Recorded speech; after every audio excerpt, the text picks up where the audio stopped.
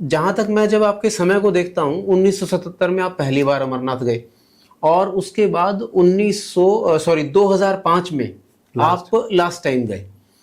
तो ये जो पूरा एक कालखंड है अपने आप में, जब पहली बार गए और जब लास्ट टाइम गए, तो ओवरऑल यात्रा में क्या बदलाव आया? गवर्नमेंट का जो एक तरीके से उसके ऊपर कंट्रोल, वो कब शुरू हुआ? सुविधाएं कब मिलना शुरू हुई? भीड़ कब आना शुरू हुई? उसके बारे में थोड़ा सा बताइए। एक्चुअली क्या है कि पहले सबसे ज्यादा प्रॉब्लम होती थी खाने की। जी। आपको रास्ते में खाना कोई प्रॉपर मिलता है तक काम चलाओ, पेट भर लो, अब थोड़ा हल्का, बस हाँ। ये सब चेंज हुआ। मेरे ख्याल से टी सीरीज वाले ने शुरू किया था बालटाल पे। जी। पहला जो ये बोलना चाहिए, क्या बोलते हैं इसे, भंडारा। पहले वैष्णो देवी पे उनके थे, वैष्णो देवी पे तो फिक्स था। हाँ। यहाँ बालटाल पे फर्स्ट टाइम टी सीरीज वाले ने लगाया, फिर उसके देखा देखी और आते गए जी। तो ये है कि एक जो धार्मिक यात्रा थी ना, उसका स्वरूप बदल गया जी। वो अब पिकनिक ज्यादा हो गई, मतलब वो भावना नहीं है। हाँ जी। और पहले जो टफ था, अब आप देखिए ना, चंदनबाड़ी तक मोटरेबल है अब। हाँ, 2005 में ही हो गई थी वैसे, 20 साल तो 16 किलोमीटर ये कम हो गया। और चंदनबाड़ी से शेषनाग और शेषनाग से पंचतरणी, और फिर गुफा पर भी टेंट लग गया, पूरी कॉलोनी बनी है। अब तो ऐसे लगता है कि दूर तक मेला लगा हुआ है, भीड़ भरी हुई है। जो पिक्चर आती हैं लगभग वैसा ही है। मेला तो फिर भी व्यवस्थित होता होगा। जी जी। मैंने जो अनुभव किया ना, बहुत खराब है। जी जी। 2005 के बाद मैं गया नहीं, मेरे को पता नहीं अब क्या है। कोई सुविधा नहीं थी, कुछ नहीं थे, टॉयलेट्स वगैरह का नहीं था। तो इतनी गंदगी करके आते हैं लोग। हाँ, अब जब इतने लोग एक साथ जाएंगे और वहाँ फिर खाना पीना, पॉलीथीन, जी, ये सब जो है ना, सारा जो वहाँ का जो वो है एनवायरनमेंट, वो बिल्कुल उसका कचरा करते थे, कचरा कर दिया। जी जी जी। तो वो ये है कि जो मजा था जी 2000 से पहले, हाँ हाँ, सन 90 तक, जो भी बहुत बढ़िया था। तो वहां पर जो नेचर थी ना, उसमें ज्यादा, मतलब उसको खराब करने के लिए कोई नहीं, मतलब वो कोशिश ये होती थी कि कम से कम कूड़ा करकट, बॉटल्स। अब तो हर चीज, क्या हम पानी लेके जाते ही नहीं थे जी, अब तो ये बिस्लरी ये वो, सारे रास्ते में पॉलीथीन। सर एक बात और बताइए, पहले ना अमरनाथ यात्रा का पहले से एक समय निश्चित है कि वो रक्षाबंधन से पहले शुरू होती है और तब तक होती है। क्या कोई नॉर्मल ट्रैकर या कोई ग्रुप बिना इस समय के भी कभी आगे पीछे भी वहां तक जाता है या जा सकता है? जा तो सकते हैं, जैसे ये मई जून के बाद जा सकते हैं। हाँ, या उसमें कोई सिक्योरिटी प्रॉब्लम या कोई रोकेगा आपको, या ऐसा भी है? वो तो वैसे कुछ है, रेस्ट्रिक्शंस तो हैं। हालांकि हमने बाद के जो टाइम था, तो हम लोग ये छड़ी से हफ्ता 10 दिन पहले ग्रुप के साथ चले जाते थे, तो उसमें कोई परेशानी नहीं होती थी। हाँ जी। और रोकते भी, क्योंकि लेकिन ये मई जून का जो टाइम होता है ना, जब पूरी स्नो हटी नहीं, हाँ जी, तो रेस्ट्रिक्शंस हैं। अब ये लेटेस्ट क्या है उसके बारे में मेरी जानकारी, मतलब एज ए टूरिस्ट नॉर्मली वहां तक नहीं जाने देते हैं, या पता नहीं, अभी का नहीं पता है। स्नो होगी तो फिर वैसे भी नहीं जा नहीं सकते आप। जी जी जी जी। वैसे मई जून के बाद, क्योंकि आर्मी पहुंच जाती है। हाँ जी हाँ जी। क्योंकि उनका जो होता है ना वहाँ पे, हाँ हाँ, सिक्योरिटी वगैरह के हिसाब से, डिप्लॉयमेंट जो है। हाँ जी, तो वो चाहते हैं, लेकिन मुश्किल है, मतलब एज कॉमन मैन मुश्किल है, नहीं जा सकते। मतलब थोड़ा सा एक्सपीरियंस ट्रैकर होने चाहिए, तब थोड़ा सा आप जा सकते पाएंगे। होंगे। हाँ। सर एक चीज़ और बताइए, और वो है 1990, जहाँ तक मेरे को याद है, कश्मीर में हिंदुओं का पलायन हुआ था। और आप तो, क्योंकि आप 1977 में पहली बार गए और लास्ट गए आप 2005 में, तो इन बिटवीन जब आप 1990 के आसपास भी आपने कोई तो यात्रा अमरनाथ की करी होगी, या 1990 के तुरंत बाद 92, 93, 94 में? नहीं, ज्यादा नहीं की। अच्छा, उस समय नहीं करी। 1990 के बाद शायद हम नहीं गए। अच्छा, 1990 के बाद आप गए नहीं, फिर आप कब गए? 2004 2005 अच्छा, तो वो 12-13 साल बीच में एक तरह से गैप रहा। वो गैप रहा, और वो गैप शायद उसी वजह से था कि वहां पे जो भी ये सारी जो घटनाएं हुई उसकी वजह से। कारण वो तो नहीं कह सकते, अच्छा, अपने भी रहे होंगे कि नहीं बना या पाए। पर्सनल रीजन है जैसे। मतलब सारे कारण नहीं कह दूं कि उन्हीं के वजह से था, हाँ जी, या हाँ जी। ये जो आतंकवाद शुरू हुआ उससे। हाँ। क्योंकि जिसको जाना है, एक बार कोशिश की थी मेरे को याद है, हाँ, हाँ। लेकिन वो गवर्नमेंट का इंटरफेरेंस शुरू हुआ था तब, हम्म। और जो फैसिलिटीज नहीं प्रॉपर, पहला या दूसरा साल रहा होगा, हाँ जी, हाँ जी। तो मैं मतलब जहां पर वो हमें मिला टेंट, वो सारा गीला था। अच्छा। और हालांकि हमारे पास स्लीपिंग बैग वगैरह थे, लेकिन नीचे से जो कोई वो नहीं थी हाँ प्रोटेक्शन। जी, हाँ जी। तो मुझे टेम्परेचर हो गया था, फिर उसके आगे जाने की हिम्मत नहीं नहीं हुई। तो वहीं से हम शायद चंदनबाड़ी से ही रिटर्न हो गए थे। मतलब बिना गवर्नमेंट फैसिलिटी के पहले जब अपनी मर्जी से करते थे तो वो ज्यादा सही था। फैसिलिटीज, प्राइवेट टेंट जो लगाने वाले थे ना, वो बहुत अच्छी सर्विस वो अच्छी सर्विस देते थे, क्योंकि वो नीचे की बजाय वो कॉट्स होती है ना, ये जो फोल्डिंग बेड होते हैं, वो अरेंज करते थे। हाँ जी, हाँ जी। तो वो भी था। और लेकिन अगर जमीन पे तो उनकी फैसिलिटीज होती थी। जो प्राइवेट होता था उस समय बहुत पूरा ख्याल रखते थे यात्री का। उनका चाहे कुछ भी कर लो, उनकी तारीफ है। तो सर, एक तो जो कश्मीर की जो स्पेशली अमरनाथ जी की यात्राएं थी वो तो एक चीज़ है, इसके अलावा आप क्योंकि बहुत जगह आपने ट्रैकिंग जिस तरह से करी और काफ़ी सारे ट्रैक्स किए हैं, और उस ज़माने में अभी तो अगर आज के जो यंगस्टर्स हैं जब हम उनको बताते हैं तो उनके पास इतनी सारी इंफॉर्मेशन है, और हर मीडिया के ऊपर, हर प्लेटफॉर्म के ऊपर कि वो इंफॉर्मेशन की बम्बारमेंट है, भरी हुई है कि आपको कहाँ जाना है, किस ट्रैक पे जाना है, वो उसका डिफिकल्टी लेवल क्या है, आपको हर चीज़ पता लग जाएगी पहले से। राइट, है ना, कि वहाँ पे आपको स्नो मिलेगी नहीं मिलेगी, वेदर कंडीशंस भी पता लग जाती हैं बहुत सारे केसेस में। अब वो जो समय था, अगर मैं कहूँ कि 1980 के आसपास का, और उस समय तो ना तो गूगल था और ना ही ये सारी इंफॉर्मेशन मिलती थी, और सपोज कि कोई ट्रैक प्लान करा तो फिर उस समय ये सारी प्रिपरेशन और ये सारी खबरें कहाँ से मिलती थी, कैसे होता था ये सब? कोई नहीं खबर होती थी, कुछ भी नहीं होता। किसी ट्रैक का कोई एक्सपीरियंस, कोई अनुभव बताइए जरा उसके बारे में। नहीं, और इंफॉर्मेशन गूगल वगैरह पे नहीं, गूगल तो था ही नहीं। हाँ। तो फिर वो सब इंफॉर्मेशन कहीं से तो लेते होंगे ना कि यार वो ट्रैक है और वहां जाना है, तो वहां कैसे पहुंचते थे, कैसे जाते थे? अच्छा, वो एक्चुअली मेरे को ध्यान है, मैंने आपको बताया ना, हमारे बैंक ऑफ इंडिया में जो हमने क्लब बनाया ट्रैकिंग का 1983 में, तब मैं उसमें ऑफिस बीरर था। और मैं मतलब यहाँ जो ओल्ड बुक्स वगैरह का मार्केट होता है ना, हाँ, उसमें ट्रेवलिंग वगैरह पे ढूंढता था, उसमें बुक्स वगैरह अच्छी मिल जाती और ट्रैक्स जिसमें हमें बिल्कुल पता नहीं था। आप यकीन नहीं करोगे, किश्तवाड़ से अनंतनाग का ट्रैक YHA वाले कब से छोड़ चुके थे। हाँ जी। अच्छा। यूथ हॉस्टल इतना ऑर्गेनाइज्ड ऑर्गेनाइजेशन है। हाँ जी। तो हमने 1985 में बैंक ऑफ इंडिया क्लब से हमने किया है किश्तवाड़ से अनंतनाग। हाँ जी। और मैं कहता हूँ उसके जैसा खूबसूरत मैंने लाइफ में जिंदगी वो जगह ही देखी। अच्छा, कितने दिन का ट्रैक था वो? ये रफली 10 दिन तो लगे। 10 दिन का ट्रैक था। अच्छा। क्योंकि किश्तवाड़ से हम चले, और उन दिनों जैसे गर्मियां होती है ना, किश्तवाड़ से एक विलेज पड़ा था युर्दू, अच्छा, ऊपर आ गया जी, वहां तक हिंदू डोमिनेटेड विलेजेस थे। अच्छा।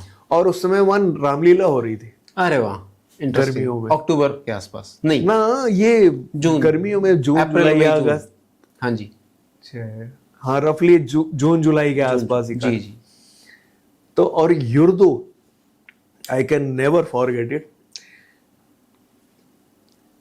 ये फॉरेस्ट रेस्ट हाउस जहां हम ठहरे, साथ में स्ट्रीम बह रही है, पूरी रेंज सामने माउंटेन्स की, हिमालय। क्या बात है, इतनी खूबसूरत जगह। और मैं कहता हूँ उसके बाद फिर हमने वहाँ एक दिन स्टे किया था। जी।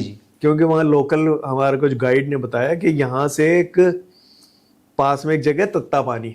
हाँ जी। तो वो हॉट वाटर वो है, उसमें वो बनी हुई है कॉटेजेस वगैरह, उसमें आप नहा धोगे, मतलब तो हमने वहाँ गए, हम 8-10 किलोमीटर गए और फिर वापस आए। वो ठहरना वहीं था। हाँ जी। तो वो अपने आप में एक्सपीरियंस है, वो चीज़ तो अब पॉसिबल नहीं है, पॉसिबल ही नहीं है। क्योंकि वो डोडा डिस्ट्रिक्ट जो है पूरा आतंकवाद है। टोटल जो ये है ना गुरिल्ला वार टाइप, वो मतलब सब चल रहा है वहाँ पे। वहाँ मतलब अब सारे पलायन हो गया हिंदुस्तान, वो जो जी, जी, जो था ना किश्तवाड़ से हाँ जी। उर्दू तक मैं बोल रहा हूँ, हाँ जी। वो अब मेरे ख्याल से अब बिल्कुल नहीं के कोई बराबर होगा हो ही गया। नहीं वहाँ पे, तो अब कोई होगा ही नहीं। और मतलब ये क्या क्या मतलब इतने वो हैं। और एक उसमें एक जगह आई थी 36 मोड़ अच्छा जी। उसी ट्रैक में, हाँ हाँ। और वो यू पूरे मतलब घूम घूम के 36।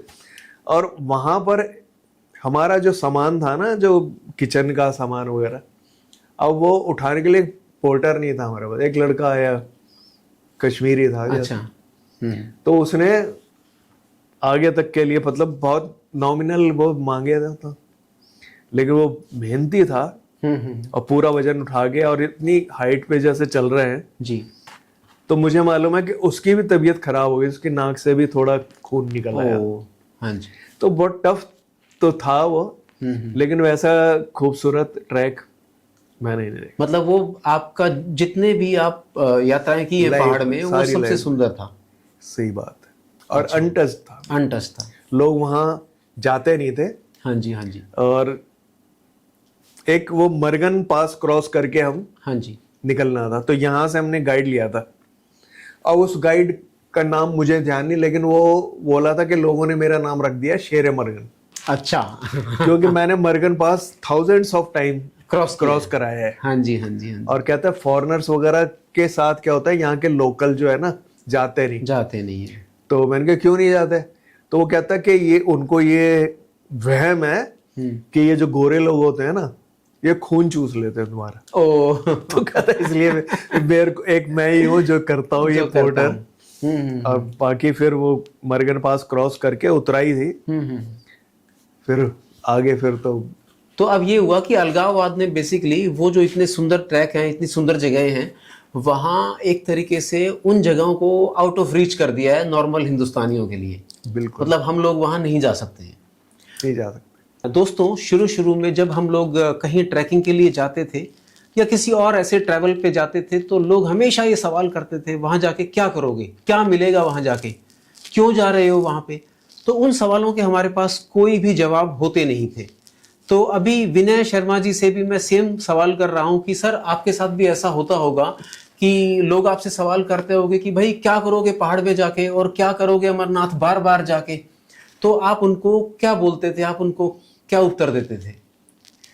ये जो सवाल है ना, ये आप जो कह रहे हो कि क्या करोगे, ये तो हर कदम पे, फैमिली में भी, फ्रेंड्स में भी, सब जगह जिनको जाना होता था, बस वो लिमिटेड लोग जो होते थे ग्रुप वगैरह में, जो यात्रा करने या वैसे घूमने। जी जी। क्योंकि अमरनाथ यात्रा के अलावा वैसे भी माउंटेन्स का तो शौक था जी। तो अपने पसंद के हमने 3-4 लोग से होता था कि बात की कि भाई चलना है। तो ये सारे जो है शिमला, मसूरी, नैनीताल, रानी खेत, कौसानी, ये सब जो है करते रहे, पहलगांव वगैरह जो। तो बाकी जनरल लोगों को नहीं समझ में, मेरे घर में ही होता था, मेरे अपने सगे वो करते थे, वहाँ क्या होगा, हाँ क्या करोगे। बल्कि हम कहते हैं पैदल ट्रैकिंग, पैदल जाना है क्या। हाँ जी। कहता है अरे आज के जमाने में सब कुछ अवेलेबल है, ऑटो करो, गाड़ी करो, पैदल क्यों चल रहे हो भाई? पैदल क्यों चल रहे मजाक उड़ाते थे। हाँ जी। तो लेकिन वो अपने को अच्छा लगता था और चाहने वाले मिल जाते थे, तो करा है हमने हमेशा। बढ़िया। सर, कभी ऐसा हुआ कि अगर आप ऑनलाइन बुकिंग नहीं कराते हैं और आप वहां जाके आपने अकोमोडेशन या होटल ढूंढा, तो उस केस के अंदर कभी ऐसा हुआ है कि बहुत समस्या हुई हो, या होटल ना मिला हो, या बहुत देर से मिला हो? अब जब ऑनलाइन बुकिंग की सुविधा है जी, तब तो ऐसा मेरे साथ कभी नहीं हुआ। अच्छा। हमेशा रूम वगैरह सब मिल जाते हैं, अवेलेबल होते हैं जी। लेकिन बहुत पुरानी बात है जी, 1980s। हाँ जी। हम वापस आ गए थे पहलगांव। अच्छा। इसी पहलगांव से जाते, पहलगांव से ही आ रहे थे, तो हमें, क्योंकि वो उस समय छड़ी की जो चलनी थी यात्रा, जी। उस दिन वो पहलगांव से नेक्स्ट डे चलनी थी, अब सारे होटल बुक। हाँ जी। तो मैं, मेरे से ब्रदर छोटा और एक बब्बर साहब हमारे, जी। होटल की सीढ़ियों में सोए 10-10 रुपए दे के। क्या बात है। और ठंडी कितनी थी वहां पे? सीढ़ियों में जैसे होता है ना बीच में जहां से मोड़ होता है वहां, जी, जी, उसके सामने स्लीपिंग बैग थे ना हमारे अच्छा, पास। स्लीपिंग बैग थे। हाँ। हाँ हाँ। तो और बब्बर साहब ऊपर उनकी लकड़ी की टाल वाल थी कुछ, उसमें कहते वहां जाके सोए। तो कहने का मतलब है कि सब तरीके का टाइम नहीं, देखा ये भी एक्सपीरियंस है ना, एक्सपीरियंस ये भी अब एक्सपीरियंस। अब याद कर रहे हैं ना हम। बिल्कुल बिल्कुल, ये भी एक्सपीरियंस तो है। इस तरीके का किया है। और बल्कि मेरे साथ जो बाद में मेरे को ज्वाइन करा ना, वो लोग मुझे मिले थे बाहर पहलगांव के हाँ जी। वो जो रिवर वगैरह के पास में, हाँ जी। उन्हें कई जगह नहीं थी, तो वो तो बताते हैं क्या था, हम तो बाहर में ही कहीं ना बेंच वेंच पे ऐसे कर लिया था। तो कहने का मतलब ये हुआ कि अगर आप ट्रैकिंग और ट्रैवल करना चाहते हो तो थोड़ा सा लग्जरी से भी बाहर निकलो और आप चीजों को मैनेज करना भी सीखो। और उससे मुझे लगता है कि हम सीखते ही हैं। बिल्कुल, बहुत फर्क आ जाता है। आपको सुविधा नहीं मिल रही, हाँ जी, और आप उसके साथ निभा लेते हो, एडजस्ट कर लेते हो, बेसिक तो चीजों इससे के बड़ी साथ। बात ही कोई नहीं। जी जी जी। क्योंकि घर में हम छोटी छोटी चीजों के लिए क्रिप करते हैं कि यार ये नहीं मिला, गर्म पानी नहीं हुआ, खाना ठंडा हो गया, या चाय में चीनी ज्यादा है। पर वहां तो ये होता है कि जो मिल रहा है भाई उसी के साथ काम चलाओ। और स्पेशली ट्रैकिंग में तो बहुत, बल्कि जो यही मैं कह रहा हूं कि उस दौरान में आप ग्रुप में हैं और कुछ लोग साथ हैं, मान लो, आदमी 2-3 बहुत बढ़िया चीजें सीखता है। Number 1, discipline. जी बिल्कुल। आपको सवेरे बोल दिया कि सवेरे 4 बजे हम निकल जाना है, क्योंकि बाद में मौसम गड़बड़ हो जाता है क्या, जी, तो आपको 4 बजे निकलना ही है। बिल्कुल। दूसरी बात है, आप जो खाना बनाना है, जी आपको कुछ नहीं आता, आप और कुछ नहीं आएगा तो रोटी बेलना ही सीख जाओगे। बिल्कुल। सब्जी में क्या मसाला डालना है, क्या कैसे करना है, कितनी, हाँ। मतलब प्रेशर कुकर वगैरह का तो नहीं, लेकिन कितनी देर चलना है ये जी कर। जी जी। हाँ। ठीक है। Number 3, public speaking. बिल्कुल। आप जैसे बड़े हमारे जो क्लब्स वगैरह हैं, यूथ हॉस्टल वगैरह हैं, उसमें कैंप फायर होता है जी, उसमें एनकरेज किया जाता है कि आप सामने आइए, कुछ ना कुछ बोलिए। जी जी। और जो बहुत शाई होते हैं ना लोग, वो तक भी परफॉर्म करते हैं बहुत बढ़िया। तो ये जो पब्लिक स्पीकिंग है और डिसिप्लिन है और एक्टिव बंदा है, ये चीजें इतने प्लस पॉइंट्स हैं कि आप जो ये होता है ना, लाखों रुपए खर्च करके ट्रेनिंग करके भी नहीं आप कर पाते हैं मोटिवेशन, वो मोटिवेशन यहाँ फ्री में मिलता है। सर, जब भी हम माउंटेन्स में होते हैं, सबसे ज्यादा जरूरी कौन सी चीज है जिसका हमें ध्यान रखना चाहिए? ध्यान तो रखने वाली कई बातें हैं, लेकिन सबसे ज्यादा ध्यान यह है कि डोंट ओवर एक्सर्ट। आप अपने स्टेमिना से ज्यादा मत कोशिश कीजिए। मान लीजिए आपको प्रॉब्लम हो रही है, थकान हो रही है, या डिहाइड्रेशन हो रहा है किसी वजह से, तो क्योंकि पहाड़ों में जनरली क्या होता है कि पानी जो लोग होते हैं कम पीते हैं जी, और पानी पीना बहुत जरूरी है। मौसम वहाँ ठंडा तो प्यास नहीं लगती, लेकिन पीना पड़ेगा, ये ध्यान रखने वाली बात है। और अपनी बॉडी का, अपने आपको फिजिकल स्टेमिना का पता रहता है। हाँ जी। मतलब मैं एक छोटा सा एग्जांपल बात बता दूं जो मेरे को अभी तक अखरती है, कि मुझे थोड़ा उसको जबरदस्ती करना चाहिए था एज ए कैंप लीडर। जी। 2003 की बात है, जब एक ग्रुप आया था और ये ट्रैक था इसका, मैं धुंधा कैंप था, धुंधा से तलौटी, आगे सीमा। तो उस ग्रुप में एक लड़की थी जिसको उसके ग्रुप मेंबर्स बताया कि इसने नीचे जब से चली कुछ खाया नहीं है। जी। तो मैंने उसको पूछा, मैंने कहा भाई आपकी तबीयत अगर ठीक नहीं है, आप नहीं खा रहे, तो मैं आपको बेस कैंप यही से शॉर्टकट है भिजवा देता हूँ। तो कि नहीं नहीं सर, मैंने अभी ये सेवइयाँ खा ली है, अभी सही है। तो मेरी भी अपनी गलती मानता हूँ कि मेरे को उसको बनाट देना था और कह देना था कि नहीं आप आगे नहीं जाओ जी। तो वो चली गई आगे, तलहटी कैंप तक पहुंची। उसके अगला कैंप था सीमा, जी हर के दून पहुंचने से पहले वाला। जी जी। तो सीमा में उसकी डेथ हो गई। तो वहाँ गई होगी वो, जैसे टॉयलेट्स वगैरह की जाना तरफ, हाँ जी। वहीं उसकी कोलैप्स हो गई। ओ।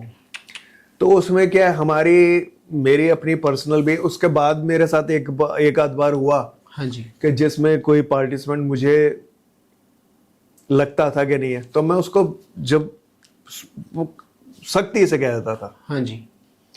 बहुत है, एक बार तो एक गुजरात के बच्चे थे, हाँ जी। अब वो सार पास से ट्रैक करके आए, वो जरा सा पैच होगा हाँ जी। स्नो का, उस पे भी स्लाइडिंग कर रहा है। अब वो इतने से पैच से वो आगे गिरा, वो पत्थर उत्थर बिता, ओहो। उसके यहाँ कट लगा। कट लगा। और मतलब उसको मफलर वफलर से बांध करके लड़के ले आए थे। मैंने कहा मफलर ये हटाओ, और जैसे हटाने लगा तो पूरी सारी स्किन ही बाहर आ रही थी सारी। जी। तो फिर मैंने अपना जो एक गाइड था, यंग थे लड़के, मैंने कहा भाई ये कैसे करेंगे। मैंने कहा या तो बनाओ इसका कुछ वो हाँ, स्ट्रेचर डंडे टाइप वंडे स्ट्रेचर टाइप बना लो। जी। तो वो लड़का कहता नहीं जी मैं इसको पीठ पे ही उठा के ले सकता हूँ। कहता लेकिन मेरे साथ 2 बंदे साथ भेज दो कि मेरे को अगर बीच में रेस्ट लेना हो तो मैं उसको।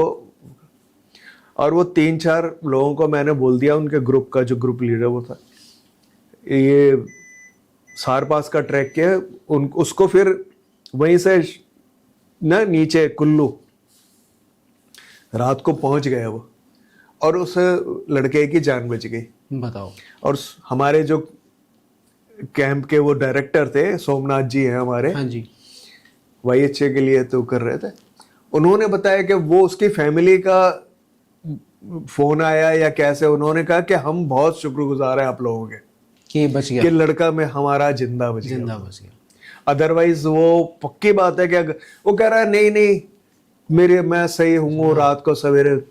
मैंने उस समय पुराना अनुभव काम आया, मैंने कहा नहीं आपको नीचे जाना है। नीचे जाना।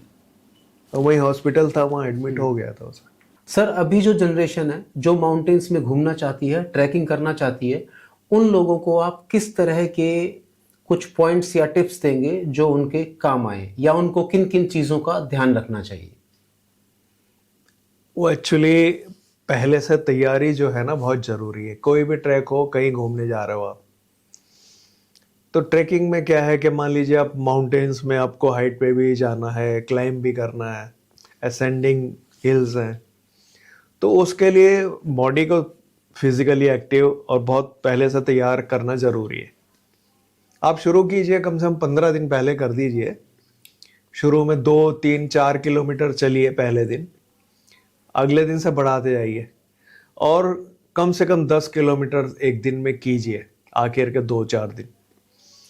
तो उससे क्या है कि आपको वहाँ पर प्रॉब्लम नहीं आएगी अपने एक्लेमेटाइजेशन में। आपको कहीं पर भी चढ़ना होता है, फिजिकली आप एक्टिव हो। अदरवाइज क्योंकि हम लोगों की लाइफ शहरों में कोई ऐसी एक्टिव नहीं है जी। कि हम एकदम जाके कोई शुरू कर दें। नंबर 1 तो वही है कि पहले आप खुद तैयार हो जी।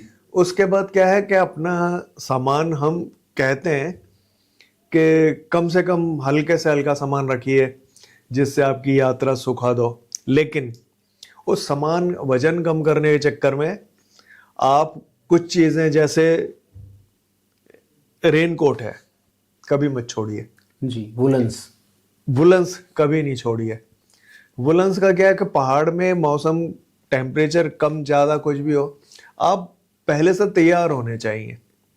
ऐसे वाटर बॉटल है जी। जरूर रखिए।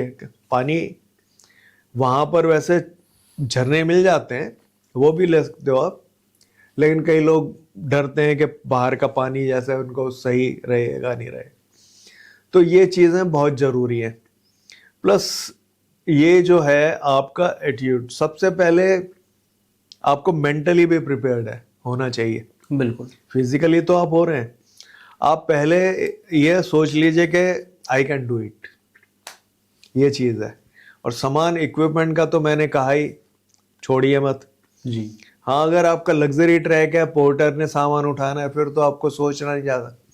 लेकिन अब अगर आप कैरी कर रहे हैं, रुकसैक में अपना सामान है, तो वजन कम से कम हो, लेकिन जरूरी चीज़ है ना छूटे।